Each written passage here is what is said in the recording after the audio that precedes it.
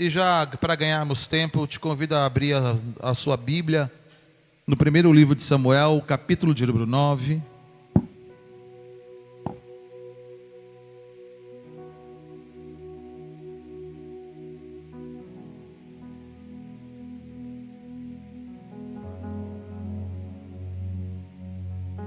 Obrigado, irmão. Deus abençoe. Primeiro livro de Samuel, capítulo de número 9.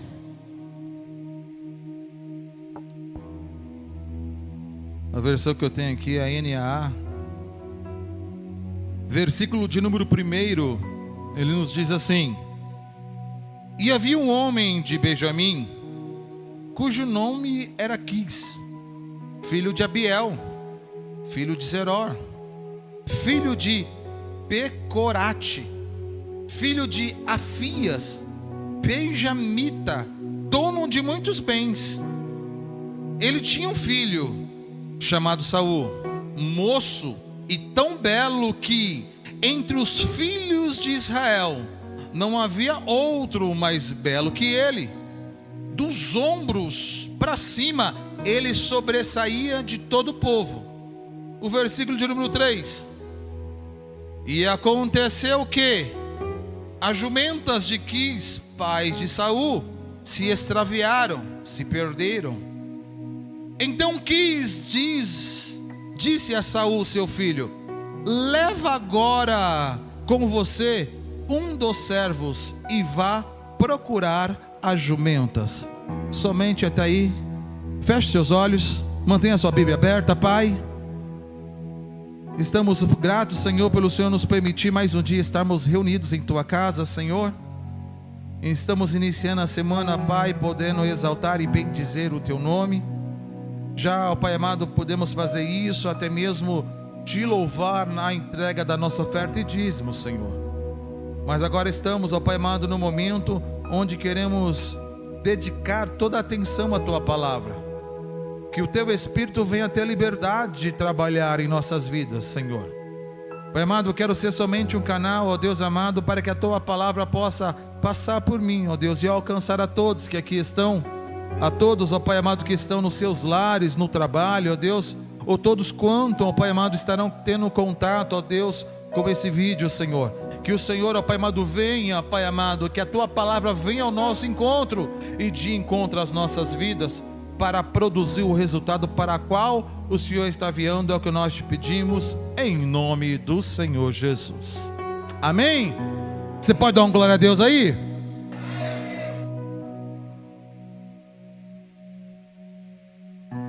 Aqui inicia falando da família de Saul. E nós estamos fazendo a leitura bíblica, e nós essa semana iniciamos a leitura do primeiro livro que Samuel escreveu. E uma das coisas que chama a atenção no início desse livro é como Samuel recebeu a postura que o povo teve. Porque nós vamos ver que nos primeiros capítulos, nós vamos ver que Samuel, ele fica até de uma certa forma indignado quando ele fica sabendo que o povo tem a intenção e quer que tenha um rei sobre ele. Ele até questiona e fala: olha, procura para ver se houve algum caminho mau, se houve algum erro da minha parte. E quando ele chega diante do Senhor e expõe como ele estava se sentindo, o Senhor fala para ele: Samuel, não fique assim, porque a grande realidade é que o povo não está rejeitando a você, mas o povo está rejeitando a mim. E quando essa palavra vem ao encontro de Samuel, traz sobre a vida daquele homem uma paz, porque até então ele estava entendendo que era ele o rejeitado. Só que quando o Senhor abre o seu entendimento e ele consegue enxergar na realidade o que estava acontecendo, ele pôde contemplar que a postura daquele povo não estava contra propriamente a pessoa de Samuel, porque eles aprovavam a vida de Samuel. Eles aprovavam tudo aquilo quanto Samuel se dispôs a fazer. E quando esta informação chega até ele, ele começa a compreender. Mas eu quero chamar a atenção da igreja aqui para uma coisa. nós vemos aqui o povo pedindo um rei. Só que a Bíblia nos traz algumas informações que na realidade já era propósito de Deus que o povo tivesse um rei.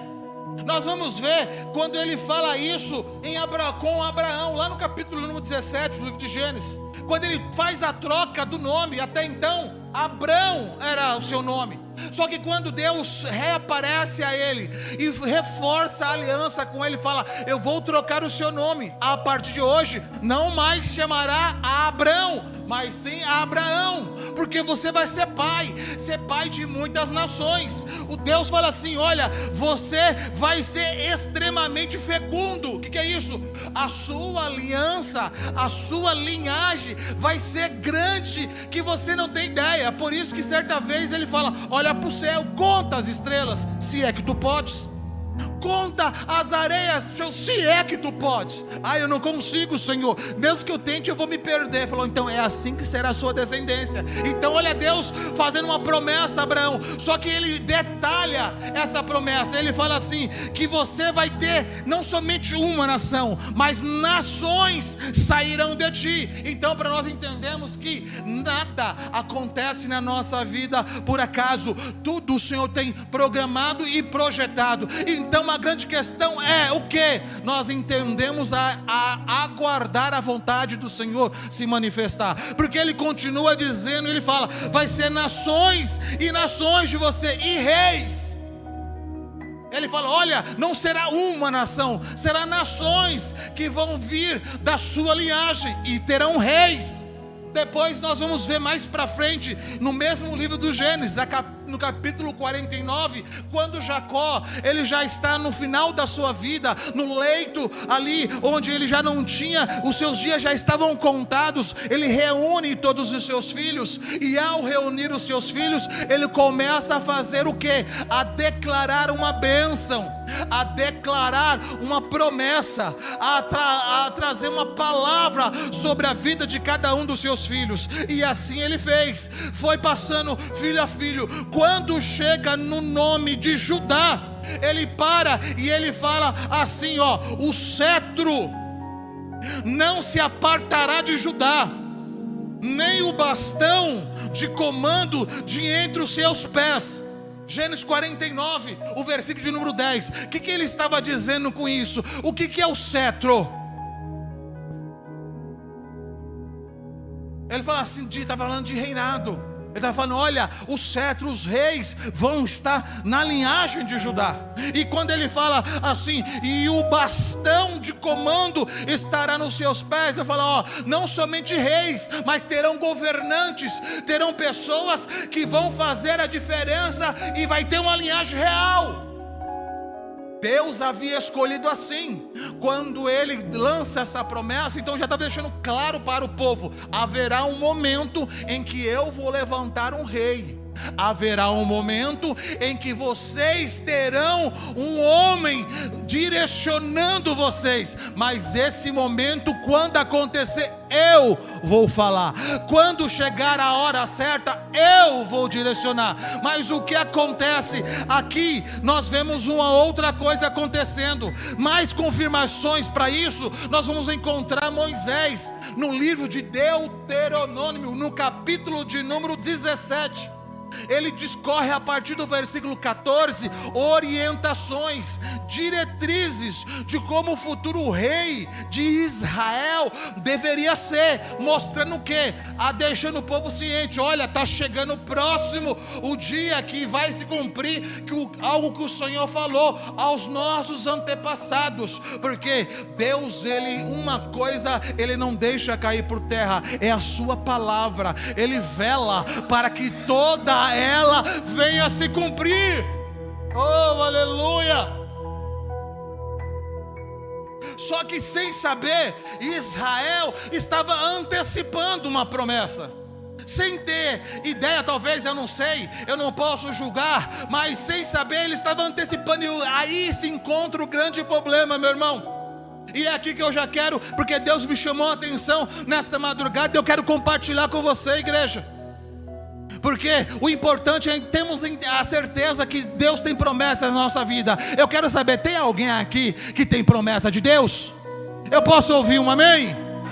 Posso ouvir um glória a Deus? Oh, aleluia! Mas a grande questão que está sobre nós não é somente termos certeza de uma promessa, mas há que saber esperar o momento certo. Porque uma promessa antecipada pode nos pegar despreparado. Aquilo que poderia ser uma bênção pode se tornar em algo ruim. Então entenda uma coisa: se Deus ainda não trouxe à realidade aquilo que Ele prometeu, não é porque Ele te esqueceu, não é porque Ele está te punindo, é porque Ele está nos preparando para que quando o momento chegar, nós venhamos lidar com a promessa da maneira como que Ele quer que lidamos. Só que aqui o povo não fez assim. E nós vamos ver quando Deus levantou o profeta Oséias, no capítulo de número 13, o versículo de número 11, o profeta foi direcionado a dizer assim, ó: deite um rei na minha ira, e tirei no meu furor. Sabe o que é isso? Este versículo está se referindo ao julgamento de Deus sobre o reino de Israel. Ele destaca dois momentos importantes na história monarca do povo de Israel. A instrução fala assim, ó, que Deus estava permitindo que o povo tivesse um rei, mas não um rei segundo o que Deus já tinha planejado, mas um rei, como o povo mesmo falou: queremos um rei como as outras. Por isso nós cantamos aqui, que não é pelo aquilo que nós vemos, mas é por aquilo que nós cremos. Cuidado, porque às vezes aquilo que nós vemos nos traz sedução, e a sedução pode trazer e despertar em nós ansiedade, e a ansiedade pode fazer com que nós, mesmo sendo portadores da promessa de Deus, mesmo estando dentro da casa de Deus, mesmo estando envolvido com o próprio Deus no meio do seu povo, ainda corremos o risco de nos antecipar. E aqui não é a primeira vez. Nós vamos ver ao longo da história, nós vamos ver com Sara, quando tenta ajudar, quando não sabe esperar. E tantas vezes a Bíblia nos deixa claro que quando nós não soubemos aguardar, quando nós não buscamos em Deus, para que o Espírito Santo trabalhe em nós, para que desenvolva o fruto do Espírito, que dentre as suas características seja um domínio próprio, uma longanimidade, ou tantas coisas assim, ou então a fé. Para quê? Para que nós não somente temos certeza que somos portadores da promessa, mas possamos aguardar a promessa se cumprir na hora que o Senhor quiser, da maneira que o Senhor quiser e como Ele quer fazer. Esse é o nosso grande desafio. Quando o Senhor fala que no seu furor Ele tiraria, Ele já estava mostrando que lá na frente Ele levantaria a Síria para levar cativa aquele povo que outrora não quis mais ser conduzido pela mão de um Deus invisível, mas poderoso, mas queria, assim como as outras nações, serem conduzidas por homens que são falhos. Irmãos, entenda uma coisa: você não é todo mundo.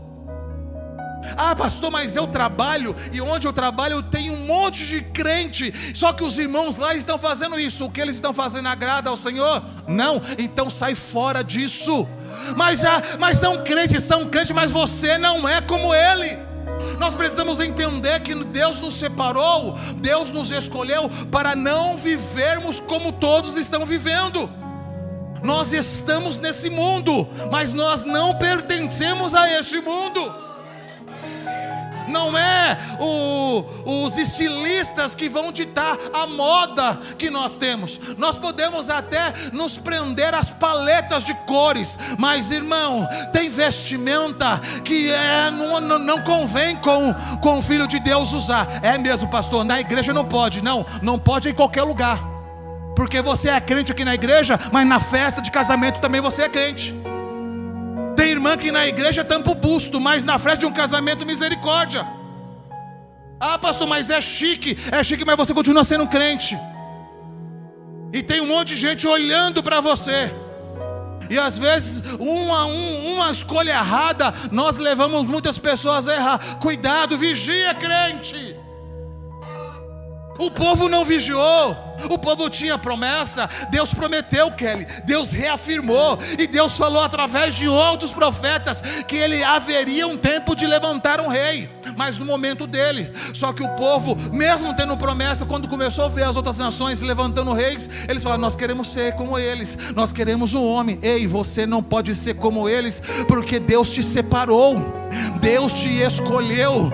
Nós temos falado porque Deus assim tem ministrado aos nossos corações. Nós não somos obras do acaso, nós somos propósito de Deus. Mesmo que os nossos pais não tenham planejado a nossa vinda, mas o Eterno planejou. Se o Eterno permitiu que eu e você fôssemos gerados e nascesse, mesmo que os nossos pais não quisessem, mesmo que até mesmo os nossos pais, sem saber, fizeram algum tipo de procedimento que poderia levar a abortar. Sabe por que você venceu tudo isso? Porque era plano de Deus você nascer, era projeto de Deus você nascer na família que você nasceu, do jeito que você nasceu, no ano que você nasceu. Às vezes fala: ai, como seria bom se eu tivesse nascido um tempo atrás. Se Deus quisesse que você nascesse nos anos 60, você teria nascido nos anos 60.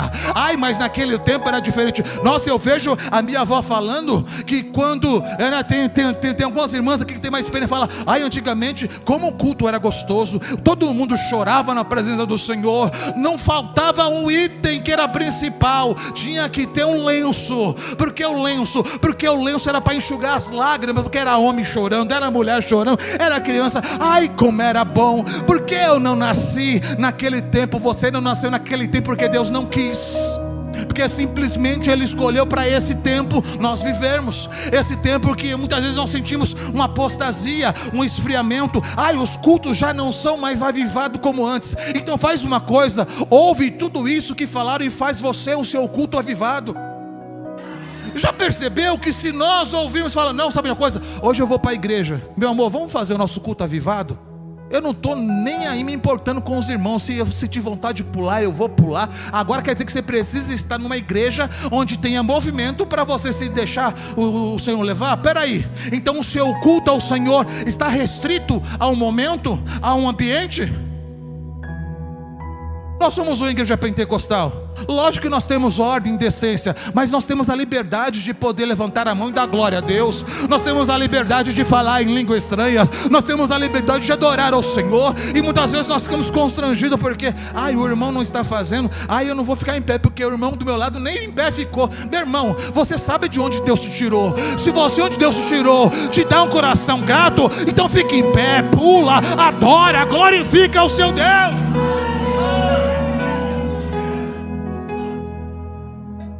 Só que para esse povo foi assim. Quando levanta Oséias, ele fala: olha, é na minha ira que eu estou levantando, e é no meu furor que eu vou rebaixar. Porque quando Deus levanta, Ele sustenta. Agora quando o homem levanta, ai, meu irmão, o homem tem que sustentar. E você sabe que às vezes o homem, para se sustentar, faz o quê? Passa por cima do outro, engana, usurpa. Faz desse altar, que era um lugar de bênção, faz um altar de usurpação. Está aqui, fala que serve, mas na realidade quer ser servido. Por quê? Porque isso foi corrompido o princípio. Mas nós não vamos nos deixar levar por nada deste mundo, nada que está acontecendo, porque quem nos conduz é a palavra, quem nos direciona é a palavra. E quando o Senhor, Ele fala isso através de Oséias, Ele estava falando: olha, na minha ira eu levanto, mas no meu furor eu abaixo, porque a minha vontade é soberana. Eu até permito às vezes que você viva o que você quer, mas quando você quiser viver o que você quer, você vai colher aquilo que você plantou, porque também eu sou fiel. E às vezes nós reclamamos do que nós estamos colhendo, mas o que você tem plantado? O que nós temos plantado? Reclamamos do que estamos vivendo, mas o que nós... Pastor, mas eu não plantei nada. Eu plantei tudo de bom, eu fui uma boa filha, eu fui um bom filho. E por que está acontecendo? Se você não está colhendo o que você plantou, mas não está confortável, então continua acreditando que aquele Deus que te chamou é Ele que está sustentando. Talvez agora você não entenda, mas haverá um momento que o seu entendimento vai ser aberto e você vai compreender que tudo que está acontecendo, Ele tem levado eu e você segundo os seus cuidados. Foi assim que aconteceu com este povo. E quando o Oséias fala isso, ele estava se recordando desse período em que o povo rejeita Deus e pede um homem. E aí ele começa a levantar, e levantou os juízes. Depois dos juízes, quando terminando Samuel, ele vem e começa a levantar os reis. E nós nos deparamos aqui na história desse homem, capítulo de número 9, por nome Quis, que tem um filho. É interessante que você vê que ele fala que ele é filho. Filho. Por quê? Porque Deus não se importa somente com a sua vida, Ele se importa com a sua herança. Não importa de repente se os seus pais não foram bons, o importante é qual é o pai que o seu filho está tendo. Ai, mas eu não tive ensinamento. Mas agora a importância é qual o ensinamento que você está dando. Porque nós não podemos mais continuar levando o erro se por acaso chegou até nós. Nós temos uma opção. Acho que foi ontem, a Gisele estava vendo um post. Aí tem uma senhora que ela pega uma pedra grande e passa para a filha pega uma pedra grande e passa para outra filha, e a terceira filha, quando pega aquela pedra grande, ela resolve colocar no chão e pega algo leve e dá para sua filha, porque nós temos a escolha de quebrar. Ai, mas é uma maldição. Vai chegar até a sua vida, da sua vida não passa, se assim você entender que Deus tem o controle dela. E nós nos deparamos então, aí conta a história, fala a linhagem do pai, do avô, do bisavô, de quem? De Saul. E o que nos informa? Saul, a família dele perdeu.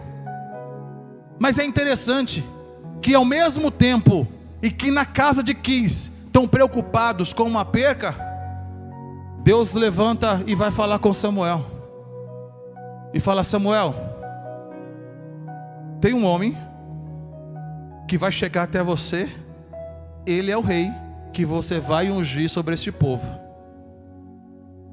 A Bíblia vai nos falar que nos próximos versículos, no próximo capítulo, que no procurar as jumentas, Saul está com o seu servo, e passam por algumas cidades, sobe a montanha de Efraim, passa por algumas cidades, e quando o pão que eles tinham acabaram, quando não tinha mais dinheiro no seu bolso, Saul olha e fala: não tenho mais recursos, não tenho mais alimento, vou voltar para a casa do meu pai, porque talvez ele pode estar preocupado comigo, eu não sei.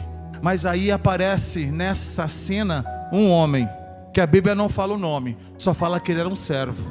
E esse homem fala: Saul, aqui perto mora um homem de Deus, vamos até lá e para ver se ele nos dá uma direção. Só que Saul, quando ouve isso, fala: mas vamos lá fazer o quê? Não temos pão, nenhum dinheiro eu tenho no meu bolso. O jovem fala: vamos, porque eu tenho um pouco aqui, e o que eu tenho um pouco aqui, nós vamos lá ofertar na vida daquele homem. Quando eles chegam na casa de Samuel, Deus falou: tá aí fora o homem que eu te falei, é o mais belo da cidade. Não tem ninguém tão belo como ele. Do ombro para cima não tinha ninguém. Era do jeito que o povo queria. Um rei como os outros, mas um rei que se destacava em beleza, um rei que se destacava em formosura, um rei que tinha altura, que tinha postura. Segundo o que os homens queriam, Deus deu. E quando o Samuel vai e unge a Saul, nós podemos ver que este encontro não foi um acaso. Quem vê fala: olha que coincidência.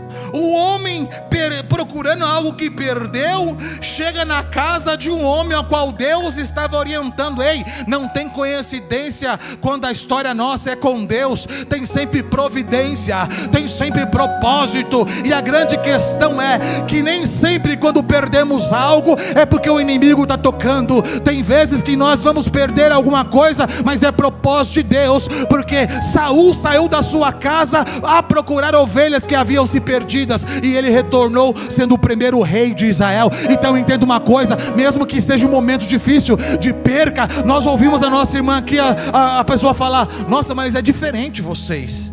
Porque quando morre alguém, principalmente, vocês agem diferente. Sabe por que é diferente? Porque quando você entende o Deus ao qual você serve, você vai sofrer, você vai chorar, você vai se lamentar, você vai sentir falta daquele que não está mais, mas você vai entender que a vontade de Deus prevaleceu. E quando você assim entende, mesmo com choro, nós vamos ser igual o Salmo que fala que quando nós vamos andando, chorando e semeando, nós voltaremos com molho, porque o choro não é para humilhação, o choro Deus usa para regar a terra, porque você não vai semear à toa, vai ter colheita na hora certa, terá colheita na hora certa, você verá o nome do Senhor sendo glorificado na sua vida. Então nós temos um grande ensinamento aqui.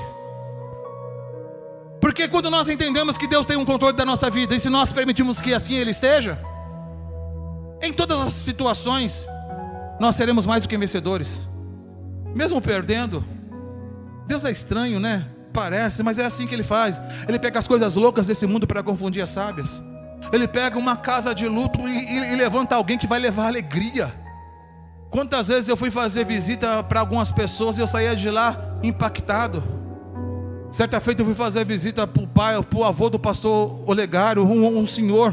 No final, nos últimos dias da sua vida, eu saí de lá impactado pela vida daquele homem. Porque quando você sabe quem você é, independente no lugar que você esteja, você vai produzir alegria em todos aqueles que estão à sua volta. Porque assim é a vida de quem conhece e vive experiências com Deus.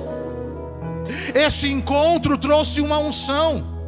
E a unção que veio sobre Saul, veio com unção e veio promessas.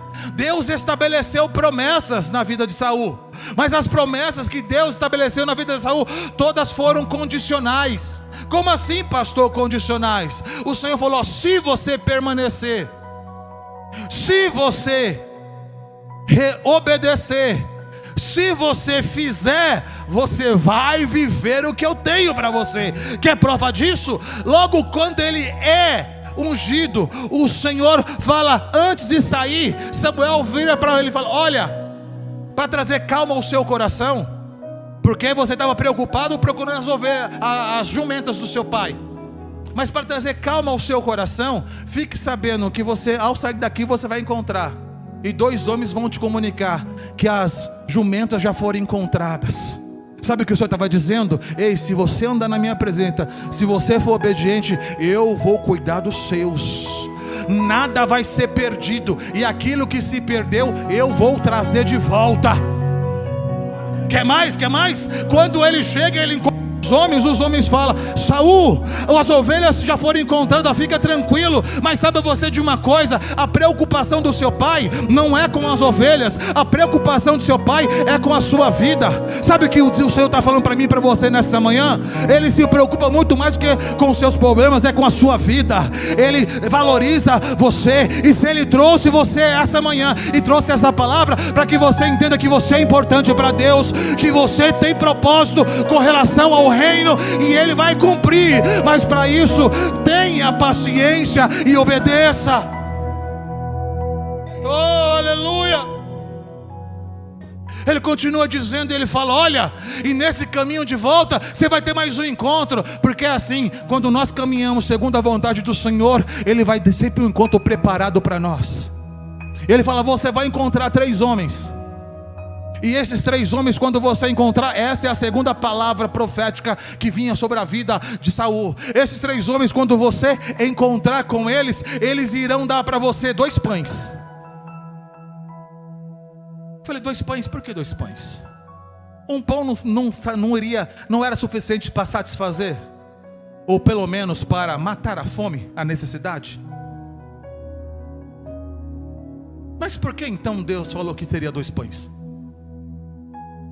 Porque Deus estava mostrando para Saul: Saul, se você andar na minha presença, se você for obediente à minha palavra, não somente você vai ser suprido, mas todos quantos estarão com você. Ele falou, primeira vez, tudo que você perdeu, você vai receber de volta, vai ser encontrado. E quando tiver necessidade, você não vai obedecer nenhuma necessidade, porque eu vou suprir todas as necessidades, não somente sua, mas também daqueles que estão com você. Posso aplicar na sua vida? Ei, se você obedecer ao Senhor, se você acreditar que Ele é fiel para cumprir aquilo que Ele prometeu, permaneça na presença dEle, que não somente você vai ser suprido, mas todos quantos estiverem com você. Sabe o que é isso? A sua casa será suprida, o seu filho será cuidado. Ai, como Deus cuida, Deus cuida porque você tem se posicionado. Ai, mas ele está até afastado do Senhor, ele pode estar distante agora, afastado, ele pode estar distante agora, mas o Senhor tem contemplado a sua vida, Ele tem visto a sua oração, Ele tem visto a sua lágrima. E se hoje Ele tem aberto portas, é porque Ele vai falar assim: eu supro, se você permanecer, se você obedecer. Não somente terá restituição do que se perdeu, mas terá suprimento para suas necessidades. A Bíblia fala até que as nossas necessidades seriam supridas em glória. Sabe o que é isso? É muito mais além daquilo que você pode estar necessitando. É o que o Senhor tem reservado para a sua vida. Aleluia. Em último lugar, Ele fala: quando você chegar a um determinado lugar, você vai se encontrar com profetas. E quando você tiver esse encontro, o Espírito de Deus virá sobre a sua vida e você profetizará. Sabe o que é isso? Deus está falando para mim e para você nessa manhã: se você permanecer na minha presença, se você for obediente e aguardar a minha vontade, você vai viver o meu cuidado, você vai desfrutar do meu suprimento e você será visitado pelo meu Espírito. Mas não será somente um momento. O maior problema de Saul, que ele viveu essas 3 experiências com Deus, mas depois lá na frente ele não soube esperar. Viu o Senhor restaurar, viu o Senhor suprir, viu o Senhor visitá-lo. Porque a promessa de Deus para o povo era um rei, mas não era um rei da tribo de Benjamim, era um rei da tribo de Judá. Se Deus falou que se você crer você vai viver o milagre, creia e espere. Pastor, mas não está do jeito que eu pensei. Mas não é como você pensa, não é como você quer. Às vezes a sua vontade coincide com a dele e ele manifesta. Você fala: pastor, está do jeitinho que eu sempre quis. É porque coincidiu, irmão. Mas nem sempre será assim. Mas mesmo que não seja da maneira que você quer, nem do jeito que você quer, aguarde no Senhor que você viverá um milagre. A Bíblia fala que depois que Saul foi visitado pelo Espírito, ele se transformou em um novo homem. Não, ele se transformou em um outro homem. E aqui existe uma diferença onde nós encerramos. Às vezes você fala: nossa, mas fulano está uma bênção, ele agora é uma outra pessoa. Glória a Deus por isso. Mas não se contente em ser um outro, porque para Deus o importante é ser um novo. E só é um novo quando tem conversão. Saul saiu de lá um outro homem. Aquele homem que chegou inseguro, aquele homem que chegou decepcionado e triste. Por quê? Porque nós nesse mundo, principalmente no tempo que nós estamos vivendo, nós estamos sendo invadidos por excessos. Sabe o que são os excessos? Os excessos do presente nos está trazendo estresse. Pessoas estressadas, excesso do presente. Como nós encontramos dentro da igreja, André, excessos, sabe qual outro? De ansiedade. E excesso de ansiedade é se preocupar com o futuro. Ai, mas como vai ser? Deus prometeu, mas olha só, e tantas coisas. Sabe o que isso está causando? Um monte de crentes ansiosos e estressados. Crentes que chegam na casa do Senhor tão cheio de estresse, tão cheio de ansiedade, que não conseguem se envolver com a presença do Pai. Crentes que vêm na casa do Senhor, eu sei que aqui não existe isso, eu estou contando experiência dos outros lugares que eu soube, amém? Pessoas que vêm e falam: nossa, eu fui o ruim para a igreja, mas eu saí de lá pior, José Roberto. Vai falar: mas como que pode o irmão entrar ruim e sair pior? Quando você entra estressado, o seu estresse te impede de se envolver com a presença. E quando você não se envolve com a presença, você olha para o lado e vê o irmão sendo batizado, você olha para o outro e vê o irmão cheio, e você olha para si e fala: o que está acontecendo? Sai pior porque sai frustrado. Sabe quem está falando? Alguém experiente nisso. Eu já falei quantas vezes aqui que eu dei tanto trabalho para minha esposa. Quantas vezes eu fui para a igreja e saí pior do que eu entrei. Quantas vezes eu saí antes do culto terminar porque eu estava me sentindo um lixo, mas porque era um excesso de ansiedade. Eu queria ser batizado, eu queria ser cheio. Aí quando chamava: quem quer ser batizado, vem na frente, estava eu lá. Quantas vezes eu aceitei Jesus? Perdi a conta, um monte de vezes, irmão. Toda vez que tinha apelo, estava eu lá. Era desejo, queria ser algo diferente, mas a ansiedade era tão grande que eu não conseguia me envolver com o dono do culto. Tinha louvores maravilhosos, mas eu não conseguia me envolver com essas coisas. Ou então eu vinha preocupado com o time que estava jogando, com a situação que estava acontecendo, preocupado com as coisas que estão acontecendo na empresa. E esse estresse misturado com ansiedade era um impedimento. Eu vinha, chorava e não recebia. Eu saía pior, porque além de chegar além de chegar frustrado não, de chegar estressado, de chegar ansioso, sai frustrado, sai pior do que entra. Para encerrar o excesso de ansiedade, o acúmulo do passado. Sabe qual que é o nome que se dá ao acúmulo do passado? Depressão. Traz um peso. O inimigo é sujo, porque ele sabe quem você foi, ele sabe o que você fez, e ele toda hora vai lançar no seu ouvido: você quer ser batizada, mas você falou palavrão ontem. Porque ontem é passado, viu, irmão? Ontem não é presente, não. Então não importa o que fez, mas eu fiz errado. Então se arrependa do que fez. E hoje, falar para Deus, Deus, me perdoa. Não deixa que isso venha trazer opressão. Sabe por que a depressão vem? Porque a opressão vem. E aí vem pensamentos. Ai, eu podia ter sido melhor. Ai, eu podia ter feito isso. Ai, meu irmão, podia, não fez. Então levanta a cabeça e continua andando. Não para. Precisa falar: olha, onde você caiu, vai lá. Onde você caiu? Levanta agora e permanece, porque você precisa saber onde você caiu. Porque se você não souber onde você caiu, você corre o risco de cair de novo. Então o que te levou a pecar? Pensa aí. Então traz a sua memória, porque amanhã você vai vigiar e você não vai pecar mais. Ai, mas eu acabei falando porque eu fiquei muito nervoso. Amanhã você vai vigiar. Quando a situação vier e o sangue subir, você pega uma água e joga na boca.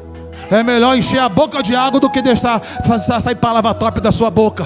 Não deixa que o inimigo venha colocar depressão sobre a sua vida. Não deixa que o inimigo venha trazer estresse sobre a sua vida. Não deixa que o inimigo venha trazer ansiedade. Chega de excesso. Quer ter excesso? Se encha da presença do Senhor. Se envolva com a glória dele. Por isso que nós falamos: chega antes do horário do culto começar, mas já chega, dobra o joelho e fala: Senhor, me perdoa. E começa a trazer à sua memória não somente aquilo que te traz esperança, mas também aquilo que pode ser como acusação. Porque a gente quer esquecer das coisas que fizemos de errado. Só que quando você esquece e não se arrepende, o inimigo te acusa, porque ele é acusador. Mas essa manhã o Senhor nos reuniu aqui, não para falar dos erros futuros que Saul cometeu, mas para falar da unção que ele recebeu. Porque essa mesma unção está sobre as nossas vidas. não fosse vós que escolhestes a mim, mas foi eu que escolhi a vós. E eu escolhi a vós com um propósito. E qual o propósito que o Senhor te escolheu? Qual o propósito que o Senhor te escolheu? Alguém sabe aí qual o propósito que o Senhor te escolheu? Para você ir e dar fruto. Vades e deis. Porque se você não apagar o fruto, se você não pregar o Espírito, vai ter fruto sobre a sua vida.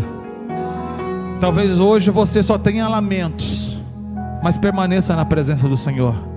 Se arrependa, valorize, porque Ele vai trazer de volta o que se perdeu. Ele vai suprir a sua necessidade, e Ele vai te batizar com o Santo Espírito dele. Se coloca sobre os seus pés nessa manhã. Deus quer de mim, de você, não somente um outro homem e uma outra mulher, mas Ele quer um novo homem e uma nova mulher. É uma nova criatura. O tema da nossa igreja de fundação, 2 Coríntios 5,17. E assim que, se alguém está em Cristo, uma nova criatura é. As coisas velhas, eis que tudo. É isso que o Senhor quer para mim e para você. Novidade de vida. 2026 é o melhor ano da sua vida. Não será, porque o será está no futuro. Eu vou falar no presente. É o melhor ano da sua vida. Mas está desconfortável, pastor. Mas Deus te trouxe aqui falar: eu estou contigo. Se eu estou com você, é o melhor momento. Para todo mundo, a pior coisa era estar na fornalha. Para aqueles 3 jovens, a melhor coisa era ter a presença. Oh, aleluia. Para muita gente, a pior coisa era estar numa cova.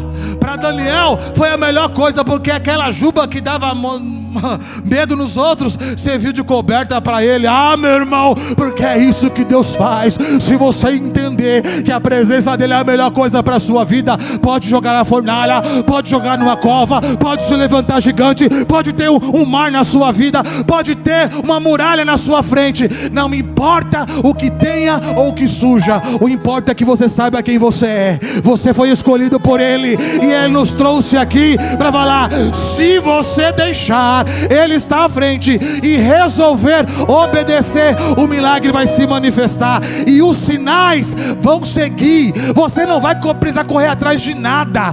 Vai chegar a notícia na sua casa. Hoje essa semana nós vivemos a concretização de um milagre. Eu, o Gabriel e o José Luiz estivemos colando grau na FATEC. Para mim, irmãos, eu trabalhei durante quase 4 anos com uma pessoa, e ele sempre me falava: Jonas, entrar na FATEC é muito difícil, mas sair de lá é pior, rapaz. E pensa num cara profissional, um cara bom. Quando ele falava isso, eu me via, eu falava: eu nunca vou viver isso não. Saí de lá, os filhos vieram, mudei de área, mas eu não sabia o que Deus tinha reservado. Um dia, no final do ano de 2021, em uma festa de aniversário de um amigo nosso, a cunhada dele para conversar com o José Luiz e falar: você não quer estudar? Ele fala: sabe por que ele falou? Porque o José Luiz saiu do 2º grau sem nenhuma expectativa. Os professores olhavam para ele e falavam: esse daí não vai chegar a lugar algum. Ele foi literalmente empurrado. Isso não é para trazer humilhação não. Isso aí é para engrandecer o nome do Senhor. Porque aos olhos de muitos não chegaria a lugar algum. Aos olhos de muitos, se fosse fazer alguma faculdade, tinha que pagar. Porque pagando você pode até ser reprovado. Naquela festa, a pessoa chegou para ele e falou: você não quer estudar? Ele mas olhou para si. Ele sabe as suas limitações. Mas estudar na onde? É na FATEC. Ele falou: não, FATEC é faculdade de tecnologia. FATEC é faculdade de exatas. O cara que tem pavor de exatas é convidado para estudar num lugar desse. Só que você é convidado, você não entra não. Você tem que pagar, fazer inscrição. Você tem que prestar vestibulinho. Ele veio falar comigo, ela veio. Falou: Jonas, faz com ele. Eu falei, mas filha, a minha idade, já passou o tempo. Até que era um sonho. Não, mas só faz para trazer, para animar ele. Eu falei, mas a gente não tem nem condições de pagar. Saul não tinha dinheiro no seu bolso, mas assim mesmo ele foi ungido e escolhido. Porque Deus não te escolhe pelo que você tem, Deus te escolhe pelo que você é. Não é o que você se sente, ei, não é a maneira que você se sente, é quem você é. Ela falou, não se preocupa não, que eu tenho patrocinadores. Eu falei, opa, tem patrocinador? Então envolve mais um aí, porque eu conheço um que também precisa, né? Saiu daqui do, como que chama a escola? A escola que você estudou? No Hélios. Ele falou, pastor, em inglês eu fui empurrado. Aí chegou lá, eu falei na quarta-feira, mas preciso compartilhar. No edital do concurso, do vestibulinho, fala, para ser aprovado, precisa ter pelo menos 50%. E não pode zerar em nenhuma matéria. Nós fomos prestar o vestibulinho, tentamos estudar da nossa maneira. A nossa inscrição foi paga. Porque quando Deus tem propósito, Ele levanta suprimento de onde você não imagina. Eu não sei quem pagou. Ela só falou, tem empresários que estão bancando. Eu não sei de onde veio, meu irmão, mas quando Deus quer cumprir, André, Ele faz surgir de onde você menos espera. Prestamos o concurso. Quando acaba a prova, nós estamos saindo da faculdade. O Gabriel estava meio chateado. Ele falou, eu fui mal demais. Matemática, eu falei, eu vou arrasar. Acertou quantas? Uma. E inglês 0. Pelo edital, o que aconteceria com quem tirasse 0? Reprovado. Saiu a lista de aprovados. Vai Solange ver, vai Jonas ver, Gisele ver. Quando procura lá, acima do meu nome, Gabriel, um nome estranho, Steven Dick, aprovado. Mas o edital falava que não podia zerar. Quando Deus quer, Ele faz, meu irmão. Milagre não se explica, milagre se vive. Foram 3 anos sofridos. A igreja está de prova disso. A igreja orou por nós. E eu estou compartilhando isso porque vocês oraram conosco. O último semestre foi terrível. Porque os irmãos cansaram da gente falar de TCC. Irmãos, teve dia que nós chegávamos na faculdade 7 horas da manhã, saímos de lá 11 horas da noite. E foram vários dias. Por quê? Porque no sábado nós não íamos, porque nós tínhamos compromisso aqui. Isso prejudicou o nosso preparo. Mas quando nós abrimos mão de algo para o reino do Senhor, Ele cuida. Aos olhos muito falando, mano, vocês estão perdendo o sábado. Vai fazer falta. Fez falta para os outros, porque para nós Deus supriu todas as nossas necessidades. Para encerrar, um abençoado de um professor não gostou, porque certa feita eu falei assim, professor, eu quero 8. Eu falava para os meninos, mira no 8. Ah, mas o 6 serve. Não, mira no 8. Porque se você mira no 8 e você erra no 6, você está aprovado. Se você mira no 6 e perde 0,1, você está reprovado. O José Luiz ficou retido em matéria, que ele ficou doido com o professor. Esse professor é muito ruim, não deu 0,1 para mim. Reprovou, nego, porque é 6 que é a prova. Eu falava assim, mira no 8. Ele olhou e falou, quer dizer então que 8, abaixo de 8 é medíocre? Eu falei, nós não podemos ser medíocre. Eu não estou falando pelo meu conhecimento não, porque fazia 10 anos que eu estava afastado da escola. Eu sabia da dificuldade dos meninos. Eu falei porque eu cria que Deus poderia fazer algo. Ele falou, eu quero ver então se você vai passar. E ele fez de tudo para que a gente não passasse. Mas pode se levantar quem for. Quando Deus declara e decreta algo, nada impede o que Deus tem preparado para você. Eu estou compartilhando isso para você entender. 2026 é o melhor ano da sua vida. você vai alcançar o que você não imaginava alcançar. Você vai viver o que você não imaginava viver. Olha só, Natalice, não vai ser viver sozinha. Todos os seus vão viver com você, porque Ele vai suprir todos quanto estiverem conosco. Tem alguém aqui que acredita nisso? Feche seus olhos, Pai. Senhor, eu termino esse culto, ó Pai amado, orando pela Tua igreja. Pai amado, nós, ó Pai amado, testificamos isso porque só o Senhor pode fazer esse milagre. Milagre que aos nossos olhos era impossível de acontecer.